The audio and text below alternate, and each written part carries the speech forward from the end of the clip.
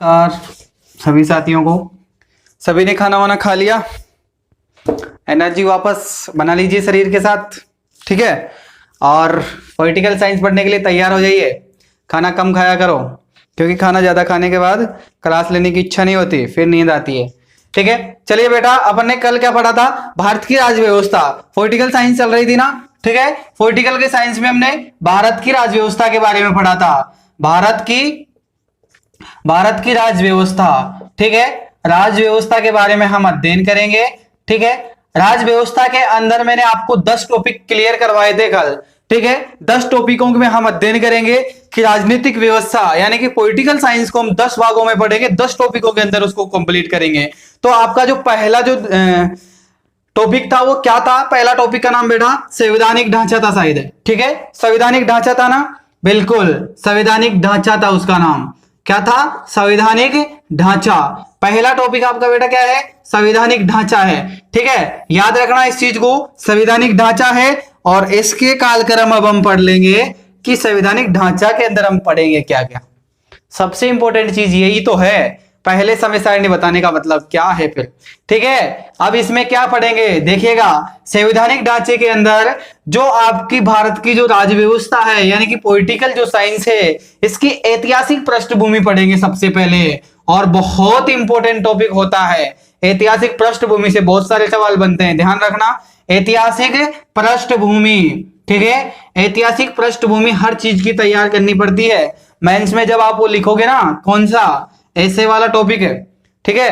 पहला जो जीएस का पेपर होगा ना ऐसे, उसके अंदर पृष्ठभूमि, निष्कर्ष, ठीक है, ये सब चीजें लिखनी पड़ेगी। वो सब चीजें आपको अगली क्लास में मैं आपको सिखाने वाला हूं, सब चीजें सिखाऊंगा आपको, नो टेंशन रहिएगा, ठीक है। इसके बाद में ऐतिहासिक पृष्ठभूमि में हम पढ़ेंगे कि संविधान बनने के लिए संविधान का प्रारूप का ढांचा, संविधान की जरूरत हमें क्यों पड़ी, इसके बारे में, इतिहास के बारे में, इतिहास से हम जानेंगे। 16वीं शताब्दी से मैं आपको यहां से पढ़ाऊंगा, ऐतिहासिक पृष्ठभूमि में आपकी 16वीं शताब्दी से पढ़ाऊंगा। यानी कि भारत में जब अंग्रेज आए थे, भारत में जब कौन आए थे?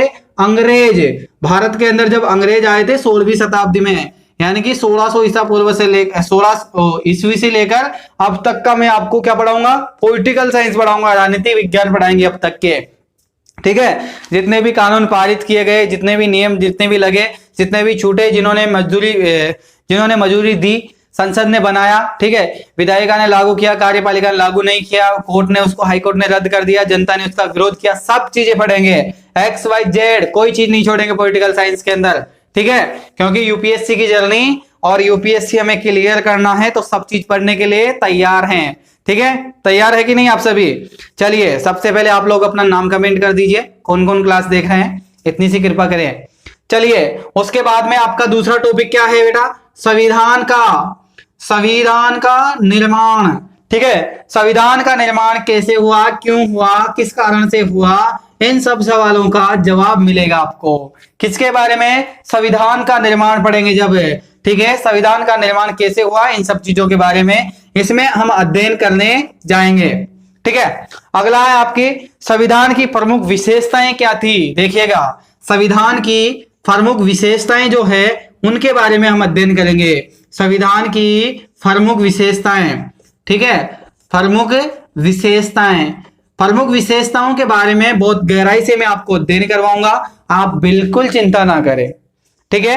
संविधान की जो विशेषताएं थी, जितनी भी थी, यानी कि लचीलापन है या कुछ भी है, आपका भारत का संविधान कठोर है या किस प्रकार का है, ठीक है, संवेदनशील है या फिर आपका नम्र है या विनम्र है, जिस प्रकार का भी है उसके बारे में अध्ययन कराएंगे, ठीक है। इसके बाद में संविधान की प्रस्तावना, संविधान की प्रस्तावना, संविधान की प्रस्तावना, प्रस्तावना समझते हो? संविधान की प्रस्तावना आपने पढ़ी होगी, कोई भी किताब एनसीईआरटी बुक आप पढ़ते हैं तो उसके पीछे वाले जो चैप्टर होता है ना, उसके ऊपर होती है संविधान की परिभाषा। आपने कभी राजनीति की बुक पढ़ी होगी तो आपको याद होगा, नहीं है? हम भारत के लोग भारत को एक संपूर्ण समाजवादी, पंथनिरपेक्ष, लोकतांत्रिक राज्य बनाने के लिए तथा ये सब चीजें होती है ना, ये जो लाइनें हैं, ठीक है। लास्ट में मिति मार्ग शुक्ल सप्तमी, आपने नहीं पढ़ा क्या? पॉलिटिकल साइंस में पढ़ा होगा आपने, या फिर किसी भी एनसीईआरटी बुक के पीछे होती है संविधान, हमारा संविधान की उद्देशिका उसको बोलते हैं, या प्रस्तावना हम कह सकते हैं, ठीक है। तो उस चीज में होती है, संविधान की जीविका होती है उस चीज को, अगर उस चीज को आप समझ लेंगे ना,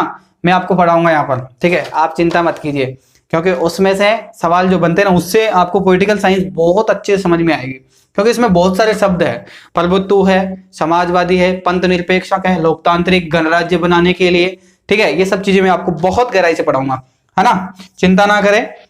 और संघ और इसके क्षेत्र जो अगला टॉपिक है आपका, इसमें किसके बारे में पढ़ेंगे, संघ एवं इसके क्षेत्र क्या होते हैं, यानी कि इनके क्षेत्रों के बारे में पढ़ेंगे। संघ लोक सेवा आयोग क्या होता है, इन सब के बारे में हम जानेंगे, ठीक है। इसके बाद में अगला टॉपिक है आपका नागरिकता, ठीक है, नागरिकता क्या है,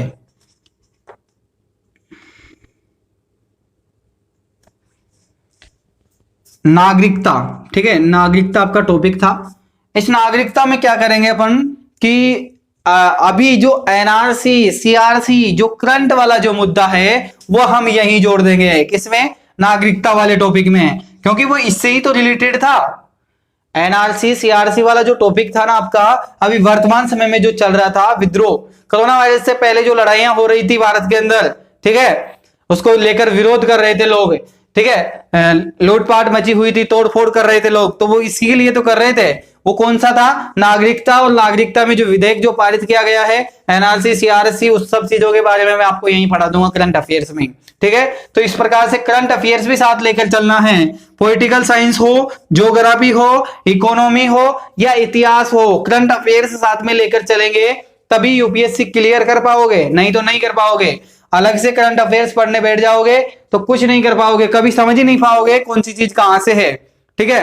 करंट अफेयर्स आप पढ़ते रहो फिर, यानी कि अभी आपकी जो करंट अफेयर्स के जो मुद्दे हैं, एक चीज आप समझिएगा, करंट अफेयर्स के बारे में आप समझ रहे हैं कि सर ये क्या बता रहे हैं ना, करंट अफेयर्स साथ में कैसे पढ़ेंगे। देखिएगा, कई लोग कहते हैं कि करंट अफेयर्स आप, कोचिंग संस्थान वाले कहते हैं कि करंट अफेयर्स आप लास्ट के समय में पढ़ लीजिए, 3 महीने 4 महीने का समय दिया जाएगा, उसमें आप करंट अफेयर्स आराम से पढ़िए। तो एक बात बताइए मुझे, करंट अफेयर्स यानी कि वर्तमान समय का मुद्दा है, ठीक है, आप एनआरसी सीआरसी को कभी नहीं जोड़ पाएंगे नागरिकता से।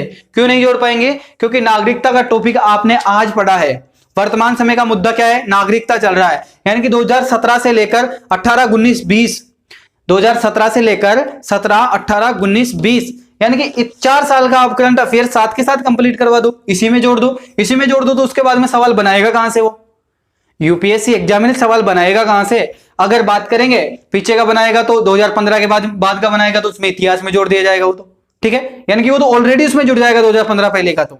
लेकिन 2017 का बताइए ना, 17 से लेकर 20 तक का करंट अफेयर्स है, वो यहीं से तो सवाल उठाने वाला है, वो 19 में से उठा सकता है, 18 में से उठा सकता है, 16 में से उठा सकता है, हो सकता है, करंट अफेयर्स है, करंट अफेयर्स के अंदर डाल देता है वो, तो डालेगा जरूर है, क्योंकि 2019-20 की अगर आप बात करें तो 2019-20 का करंट अफेयर्स आपको 100% पूछेगा वो, 2018 का पूछे या ना पूछे, 2021 में एग्जाम देने वाले से पूछेगा, ठीक है, और 2022 में एग्जाम देने वाले विद्यार्थी ध्यान रखना 19, ठीक है, 19 20 और 21 3 साल का करंट अफेयर्स हमेशा तैयार करके रखना, ठीक है, तैयार इस प्रकार से करना है, इन मुद्दाओं को जोड़ना है। जहां भी मैंने आपको करंट अफेयर्स जोड़ा है उसके नोट्स बनाते वक्त 2 या 3 पेज हमेशा छोड़ के रखना है, 2 या पेज, मैंने तो आपको कहा था पहले कि इस प्रकार के पेज लीजिए, इस प्रकार के पेज भी बनाइए, ठीक है, इस प्रकार के पेज बनाइए, इस प्रकार के पेजों से जोड़िए, ताकि आप अगली बार जब भी नोट्स बनाए तो एक पेज इसमें इस प्रकार से ऐड कर दें, अगला पेज, ठीक है, इसलिए मैंने कहा था कि इस प्रकार के पेज ले आएंगे आप, ठीक है। तो इस प्रकार के अगर आप पेज ले आते तो कोई दिक्कत ही नहीं आती, क्योंकि करंट अफेयर्स को जब भी आप जोड़ेंगे, जब भी आप अगर 21 22 23 24 25 कब भी एग्जाम देंगे तो उसमें करंट अफेयर जोड़ते चलिए। और क्या करना है, इसमें सब चीज कंप्लीट है, ऐतिहासिक पृष्ठभूमि वही रहने वाली है, संविधान की निर्माण प्रक्रिया वही रहने वाली है, संविधान की प्रमुख विशेषता भी वही रहने वाली है, उसके बाद में संविधान की प्रस्तावना भी तो वही रहेगी, उसके बाद में संघीय और इसके क्षेत्र ये अलग हो सकते हैं, थोड़ा सा इसमें डिफरेंस हो सकता है। इसके बाद में नागरिकता, नागरिकता के अंदर एक बिल पारित कर दिया उन्होंने, एनआरसी सीआरसी ये सब चीजें लगाकर क्या हो गया, देश के अंदर क्या हुआ है, अशांति फैली हुई है इस चीज को लेकर। तो करंट अफेयर्स में यहां से सवाल पूछेगा, 100% पूछेगा, कोई सा भी एग्जाम में देख लेना आप, नागरिकता से सवाल पूछेगा वो, तो इस चीज को क्लियर करना बहुत जरूरी है। और करंट अफेयर्स के मुद्दे को साथ के लेके चलने का मतलब यही है, ठीक है। और अगर आप नहीं मानते तो पिछले पेपर उठा के देख लेना, पिछले जितने भी पेपर है उठा के देख लेना। अगर आप 17 का या 18 का पेपर देखेंगे तो पिछली 14-15 की करंट अफेयर्स उठा के देख लेना, उससे जोड़ना उसको कि नागरिकता या कोई भी टॉपिक XYZ, पॉलिटिकल साइंस हो, इकोनॉमी हो, ज्योग्राफी हो, इतिहास हो, उसको जोड़ना पहले और उसको देखना कि यार जब, हाँ बिल्कुल सही है, 2013-14 में जब ये मुद्दा चल रहा था तो उस समय नोटबंदी चली थी ना, आपकी जीएसटीसी सिस्टम चला था, उसमें से पता है आपको इकोनॉमी में से सिस्टम कहां से बना था? इकोनॉमी में से जहां से सवाल बने थे ना, उसके बारे में मैं बताऊंगा, जब इकोनॉमी क्लास पढ़ाऊंगा ना तब बताऊंगा कि यहां से सवाल बने थे, और वही सवाल आपके नजर आएंगे कि हाँ वास्तव में सही बात है। तो इसलिए कह रहा हूं इन चीजों को समझते चलो साथ के साथ।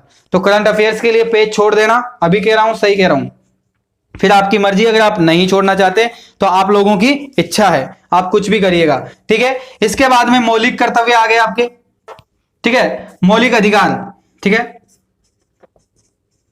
मूल अधिकार, मूल अधिकार हो गए, ठीक है। इसमें भी आप सभी को पता है मूल अधिकार, ठीक है, वो जब परिवर्तन कर दिए गए तब हो गए, अब नहीं होगा कुछ भी, ठीक है, अगर होगा तो फिर अपन जोड़ते रहेंगे।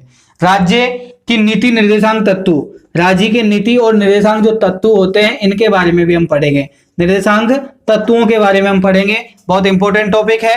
राज्य की नीति निर्देशांक तत्व यानी कि भारत के जितने भी राज्य हैं उनकी नीति निर्देशांक तत्वों के बारे में हम अध्ययन करेंगे, ठीक है। तो इन सब चीजों को ऐड करते चलेंगे साथ के साथ। चलिए आगे आपका क्या है, राज्य नीति। इसके बाद में आपका एक और आता है मूल कर्तव्य, ठीक है, यहां पर मैंने आपको बताया था मौलिक अधिकार हो गए, मौलिक अधिकार के बाद में आपका मूल कर्तव्य क्या होता है इसके बारे में बताएंगे, ठीक है। मूल कर्तव्य पढ़ेंगे, संविधान का संशोधन पढ़ेंगे, संविधान के अंदर जो भी संशोधित किया जाता है वो किस प्रकार से किया जाता है, क्यों किया जाता है, संविधान का संशोधन, ठीक है। संविधान का संशोधन कर सकते हैं, बल्कि परिवर्तन नहीं कर सकते, उसको अपन संशोधित कर सकते हैं केवल, ठीक है। उसके बाद में संविधान की मूल संरचना क्या होती है, संविधान की मूल संरचनाएं क्या होती है, सबसे इंपॉर्टेंट टॉपिक है संविधान की मूल संरचनाएं, याद रखना मूल संरचनाएं। देखिएगा इतने टॉपिक में 8, 9, 10 और 11 टॉपिक है आपके संवैधानिक ढांचे के अंदर। संवैधानिक ढांचे के अंदर 11 टॉपिक है, एक बार रिवीजन कर लीजिए, ठीक है, और साथ के साथ नोट्स बनाते चलें, ठीक है, क्योंकि आपके लिए बहुत यूजफुल रहेगा। नोट्स अगर आप साथ के साथ लिखते चलेंगे तो ये चीजें बहुत काम आएगी आपके। देखिएगा पहला में ऐतिहासिक पृष्ठभूमि में जानेंगे कि संविधान का ढांचा क्या होती है, पृष्ठभूमि क्या होती है, संविधान का निर्माण करने की क्यों जरूरत पड़ी, क्या कारण थे, ठीक है, 16वीं शताब्दी से मैं आपको यहां से पढ़ाऊंगा।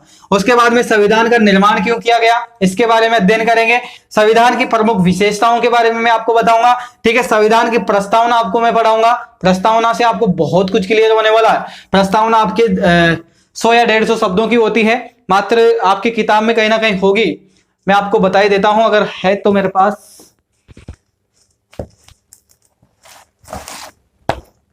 अगर अवेलेबल होगी तो मैं आपको बता देता हूं। संविधान की प्रस्तावना कहते किसे हैं,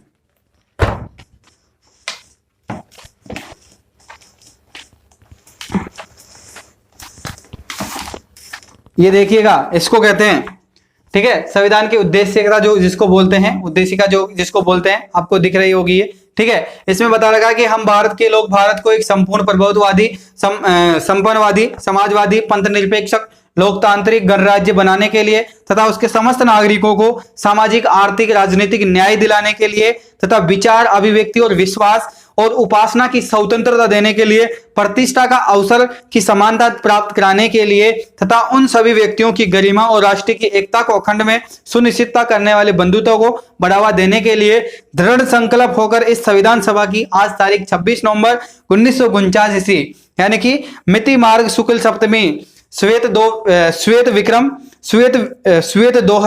विक्रम इस एतादिति यानी कि इस संविधान को अंगीकृत करता हूं या अधिनियमित करता हूं या आत्मसमर्पित करता हूं इस संविधान को, ठीक है। यही संविधान की उद्देशिका होती है, यही इसका मौलिक यानी कि संविधान की प्रस्तावना इसको कह सकते हैं, क्योंकि इसमें बहुत सारे टॉपिक क्लियर होंगे।